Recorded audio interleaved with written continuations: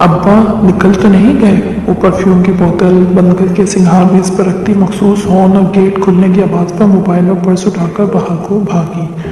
काफ़ी देर से वो कमरा बंद किए बारात में जाने के लिए तैयार हो रही थी।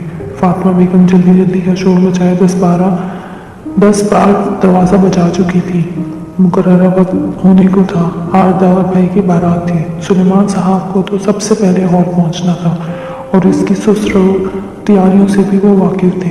पोर्च खाली था। ताया फुरकान के पोर्च से अलबत्ता शोर सुनाई दे रहा था। गालबन वहाँ पर अभी सब नहीं निकले थे। अब क्या करें? अब्बा को फ़ोन करें या ताया फुरकान के घर जाकर किसी से लिफ्ट मांगे? वो इन्हीं सोचों में उलझती अंदर जाने को पलटी ही थी कि खुले गेट पर ऑन हुआ। इसने रुक कर देखा। स्याह चमकती एकॉर्ड बाहर खड़ी थी। इसकी हेडलाइट्स खासी तेज थी। हया की आंखें चुंधिया गई। इसने देखते हुए माथे पर हाथ रखकर साया बनाकर देखना चाहा। तभी हेडलाइट्स धीमी हुई। ड्राइविंग सीट पर बैठे शख्स का चेहरा वाज़ेह हुआ। वो वलीद लगारी था। साथ फ्रंट सीट पर इसके वालिद थे और पीछे वालदा। अस्सलाम वालेकुम हया। वो दरवाज़ा आधा खोलकर बाहर निकला और एक नरम मुस्कुराहट के साथ इससे देखा। वो धीमी होती हेडलाइट्स की रोशनी में इनके सामने खड़ी थी। गहरे सुर्ख कामदार बगैर आस्तीनों वाला फ्रॉक जो पाँव तक आता था और नीचे हमरंग तंग पजामा। फ्रॉक बहुत लंबा था, सो पजामे की चूड़ियाँ बमुश्किल बारिश भरी ही दिखाई देती थी। गोल्डन दुपट्टा गर्दन में था और कानों से लटकते लंबे लंबे आवेज़े कंधों को छू रहे थे। काजल से लबरेज स्याह आंखें और कमर पर गिरते सीधे बाल। हमें मैरिज हॉल का इल्म नहीं है, अंकल हैं? वो निगाहों में इसे जज्ब करते हुए पूछ रहा था।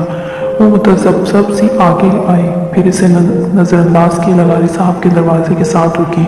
अंकल पैराडाइज हॉल जाना है और अब्बा शायद निकल गए, मुझे तो पता ही नहीं चला। वो वाक़ईतन परेशान थी। ओह, तो आपके चचा वगैरह? वो तो अब्बा से भी पहले चले गए थे। ठहरे, अब्बा ज़्यादा दूर नहीं गए होंगे। मैंने वापस अरे वो क्यों वापस आए? इनका जल्दी पहुंचना ज़रूरी है।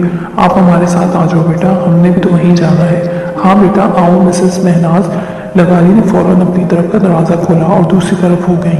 वो चंद लम्हे तजब्जुब में खड़ी रही। अब अगर अब्बा का इंतज़ार करती तो आधा फंक्शन निकल जाता और अगर इनके साथ जाती तो अब्बा बुरा नहीं मानेंगे, ये तो इसे यकीन था। चले ठीक है। वो हिचकिचाते हुए पिछली सीट की तरफ बढ़ गई। तो हमारी बेटी क्या करती है? रास्ते में लगारी साहब ने पूछा था। मैं इनकी बेटी कब से हुई?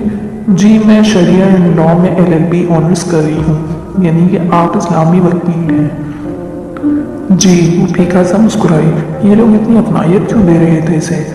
तो ये शरिया एंड लॉ कैसा सब्जेक्ट है? उमैर लगानी ने बात आगे बढ़ाते हुए कहा। क्योंकि मैं बुनियादी तौर पर एक इंजीनियर हूँ और इंजीनियरिंग शुरू में मुझे मुश्किल लगती थी, बाद में आसान हो गई। मुझे शरिया शुरू में मुश्किल लगती थी, बाद में आदी हो गई। वो तीनों हंस पड़े तो इसे एहसास हुआ कि इसे ख्वामखा इनके साथ ज़्यादा बेतकल्लुफ़ नहीं होना चाहिए। हया बेटा आपका शादी के बाद प्रैक्टिस का इरादा है? क्योंकि मैं और आपके अंकल तो कभी इस मामले में ज़बरदस्ती के कायल नहीं रहे। हमने फील्ड मुंतखब करने से लेकर कैरियर बनाने तक हर चीज़ में अपने बच्चों की मर्जी को मुकद्दम रखा। खुद वलीद को भी शादी के बाद बीवी की जॉब पर कोई एतराज़ नहीं है, महनाज कह रही थी और वो हक्का बक्का इनको देख रही थी। क्या मामलात इतने आगे बढ़ चुके थे? ये वो इस खुशफहमी का शिकार थे कि अब्बा इनको कभी इनकार नहीं करेंगे। बमुश्किल हूँ हाँ मैं इनके सवालात के जवाबात देती। वो इस वक्त पुरसुकून हुई जब मैरिज हॉल की बत्तियाँ नजर आने लगी। लिफ्ट का शुक्रिया अंकल। वो अंकल और आंटी के साथ बाहर ही निकली थी। इसी पल लगारी अंकल का मोबाइल बजा तो माजरत करके एक तरफ चले गए। महनाज भी इनके पीछे चली गई। हया सुनिए। वो जाने ही लगी थी कि वलीद ने पुकारा। वो अभी तक अंदर स्टीयरिंग व्हील थामे बैठा था। मुझे आपसे बात करनी है। वो अपनी तरफ शीशा नीचे की इससे मुखातिब था। मगर ये मुनासिब नहीं है, मगर मुझे इसी रिश्ते के हवाले से बात करनी है। अगर आप 2 मिनट अंदर बैठकर मेरी बात सुन लें तो। साथ ही इसने फ्रंट सीट का दरवाज़ा खोला। रोशनी का एक कूदा सा इसके जहन में लपका। मौका अच्छा था। वो इसको अपने निकाह के बारे में बताकर सारा मामला यही दबा सकती थी। लाठी भी नहीं टूटेगी और ये 6 फीट का सांप भी रास्ते से हट जाएगा। ठीक है, लेकिन यहाँ हमारे रिश्तेदार हैं। अगर डोंट वरी, मैं कार बैक साइड पर ले जाऊंगा, आप बैठिए। वो मुतसब्सब सी अंदर बैठ गई। जिंदगी में पहली दफा वो यूं किसी लड़के के साथ तन्हा बात करने बैठी थी। अब्बा को पता चलता तो उसकी सारी वसी नजरी भग से उड़ जाती। इसे लिबास पहनने की आज़ादी थी, सर ढकने की पाबंदी भी न थी, मगर लड़कों से बेतकल्लुफी या दोस्ती की इजाज़त अब्बा ने कभी नहीं दी थी। वो बैठी तो वलीद जन से गाड़ी भगा ले गया। आपको जो भी कहना है जल्दी कहिए, फिर मुझे भी कुछ कहना है। वो सर झुकाए गोद में हाथ रखे हाथों की उंगलियां मरोड़ रही थी। ये मुस्तरब हालत हो रही थी इसकी। पहले आप कहिए। वलीद मैरिज हॉल को पिछली तरफ से एक निस्बतन सुनसान गली में गाड़ी ले आया था। ओके, मुझे कुछ बताना था। वो गर्दन झुकाए कहने लगी, मेरे अब्बा ने मालूम नहीं आपको बताया है या नहीं, मगर मैं बताना ज़रूरी समझती हूँ। मेरा निकाह मेरी पप्पू के बेटे से बचपन में ही हो गया था। वो लोग तुर्की में होते हैं। कुछ खानदानी मसाइल के बायस मेरे अब्बा इनसे ज़रा बदजन हुए हैं और अब मुझे डिवोर्स दिलाकर मेरी शादी कहीं और करना चाहते हैं, मगर मैं ऐसा नहीं चाहती। इससे सर नहीं उठाया। वलीद की खामोशी से इसने यही मुराद ली कि वो सब शौक के आलम में है।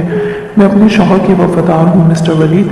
मैंने इसी के जो ख्वाब देखे हैं और जहनी तौर पर खुद को इसी से वाबस्ता पाती हूँ। अब किसी और से शादी करने के बारे में मैं सोच भी नहीं सकती। वो अब भी कुछ नहीं बोला। हया गोद में रखे हाथों को देखते हुए बोलती जा रही थी, प्लीज़ आप इनकार कर दें, मैं किसी और की बीवी हूँ, निकाह पर निकाह नहीं हो सकता, प्लीज़ मैं आपसे दरख्वास्त करती हूँ। इसने चेहरा ऊपर उठाया। वो यकटक खामोश गहरी नज़रों से इसे देख रहा था।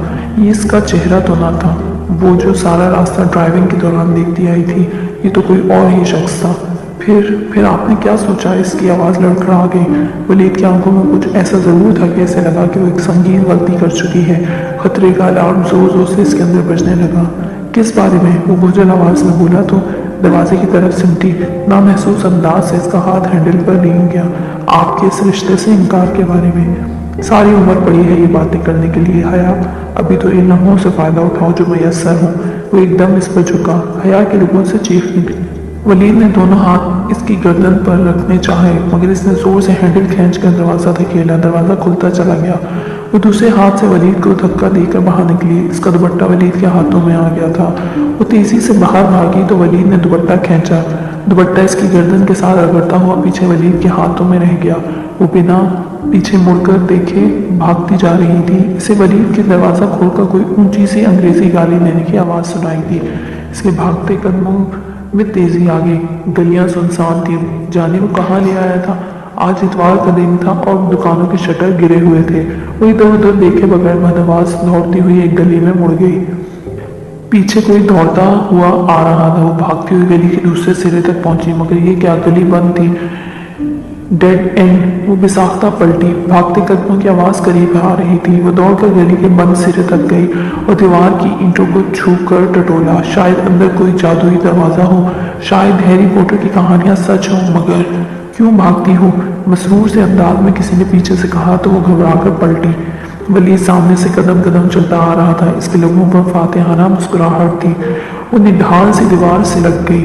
इसका दुपट्टा तो वहीं रह गया था, अब बगैर आस्तीनों के छलकते बाजू और गले का गहरा घाट। इसने बेख्तियार सीने पर बाजू लपेटे। मुझे जाने दो। इसकी आवाज़ भर आ गई। पहली दफ़ा ये गलती की थी और पहली ही दफ़ा इतनी बड़ी सज़ा। कैसे जाने दूँ? फिर तुमने हाथ थोड़ी आना है। वो चलते चलते इसके चंद कदम के फासले पर आकर खड़ा हो गया। दूर लगे स्ट्रीट पोल का बल्ब इसके पीछे छुप गया। प्लीज़, मैं ऐसी लड़की नहीं हूँ। तो कैसी लड़की हूँ? मुझसे लिफ्ट ले ली, मगर शादी से इनकार है। तभी गाड़ी में इतनी बेवकूफ़ी दिखा रही थी। वो इसके बिल्कुल सामने आ रुका। प्लीज़, वो हौले हौले लरस रही थी। इसमें इतनी हिम्मत ही ना थी कि अब वलीद को धक्का देती। वो मुस्कुराते हुए आगे बढ़ा। हया ने सख्ती से आंखें मीच ली। इसका सर चकराने लगा था। तभी इसने जोर से किसी जर्ब लगने की आवाज़ सुनी और फिर वलीद की तरह इसने धीरे से आंखें खोली। वलीद चकराकर नीचे गिर रहा था और इसके पीछे कोई खड़ा नजर आ रहा था। शोक नारंगी शलवार कमीज में मलबूस मेकअप से अटा चेहरा लिए वही इस रोज वाला ख्वाजा सरा डॉली। इसके हाथ में एक फ्राई पैन था जो इसने शायद वलीद के सर पर मारा था। वो साकत से इसको देख रही थी।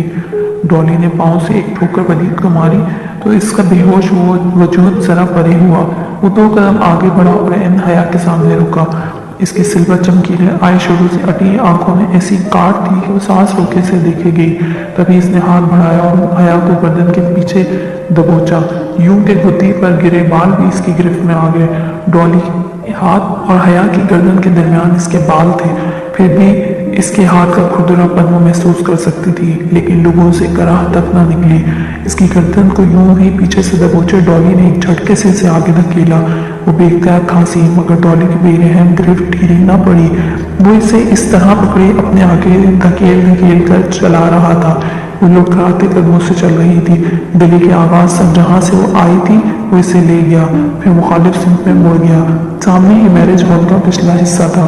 وہ اسے اپنے آگے دھکیلتا پچھلے گیٹ تک لے آیا اور ایک جھٹکے سے اسے چھوڑا۔ حیا کو لگا اس کی گردن کے گرد سے ایک کھردرا توق ہٹا ہے۔ اس نے پلٹ کر ڈبڈبائی آنکھوں سے ڈالی کو دیکھا۔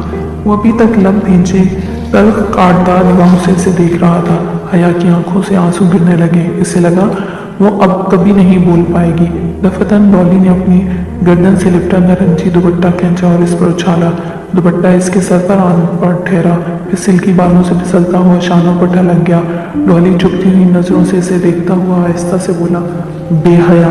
اس کے لہجے میں برچھی کی کاٹ تھی۔ پھر وہ پلٹ گیا۔ وہ بھیگتی آنکھوں سے اسے دور جاتے دیکھتی رہی۔ نارنجی دوپٹہ اس کے کندھوں سے پھسل کر قدموں میں گرا تو وہ چونکی، پھر جھک کر دوپٹہ اٹھایا۔ ریشمی بھڑکیلا نارنجی دوپٹہ جس پر سستا سا گولڈن ستاروں کا کام تھا۔ وہ کبھی اپنی مائی کو بھی ایسا دوپٹہ نہ دیتی، مگر آج اس نے اچھے طریقے سے خود کو لپیٹا اس دوپٹے سے تاکہ پہچانی نہ جائے، اور پچھلے گیٹ کی طرف بڑھ گئی۔ ہال میں جانے کے بجائے وہ باتھ روم کی طرف آئی اور اپنا حلیہ درست کیا۔ رونے سے کاجل بہہ گیا تھا، بال بھی بکھرے تھے۔ موبائل اس چھوٹے سے کلچ میں تھا جو اس نے اس سارے عرصے میں اپنے بائیں ہاتھ میں دبوچے رکھا تھا۔ شکر اندر فنکشن اپنے عروج پہ تھا۔ اسٹیج پر دلہا دلہن، رشتہ داروں، کزنز